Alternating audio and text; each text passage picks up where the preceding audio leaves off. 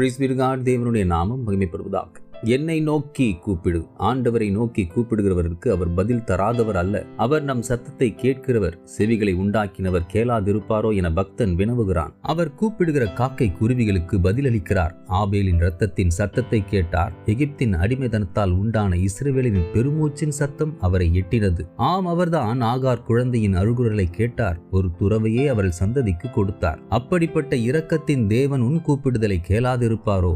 இனி மௌனமாயிராதே, உள்ளத்திற்குள் புழுங்காதே. என்னை நோக்கி கூப்பிடு என்று உன்னை நோக்கி கூறும் ஆண்டவர் நிச்சயம் உன் சத்தத்தை கேட்பார், உனக்கு பதில் தருவார். சாதாரண வண்ணமாய் அல்ல, நீ அறியாததும் உனக்கு எட்டாததுமான பெரிய காரியங்களை உனக்கு அறிவிப்பார். அவைகளை நீ அறியும் பொழுது இனி ஆண்டவரின் சித்தங்களை திட்டங்களை அறிந்து கொள்ள அவர் கூட்ட ஜனம் உன்னை நாடும். தேசம் உன்னை தேடும். ராஜாக்களும் பிரபுக்களும் உன் ஒளிநிடத்தில் வருவார்கள். இத்தகைய மேன்மையான தேவனது சித்தத்தில் இருந்து அவரது திட்டத்தில் இருந்து உன்னை திசை திருப்பும் வண்ணமாய் உண்டாக்குகிற சத்துருவின் எண்ணங்களை கவனியாதபடி அவரை முழுமனதோடும் உரிமையோடும் விசுவாசத்தோடும் தொடர்ந்து கூப்பிடு. உன் தேவன் உனக்கு மட்டுமல்ல, உன் மூலமாய் இவ்வுலகம் அறியாததும் அதற்கு எட்டாதுமான பெரிய காரியங்களை நிச்சயம் அறிவிப்பார், உன்னை ஆதரிப்பார். God bless you abundantly.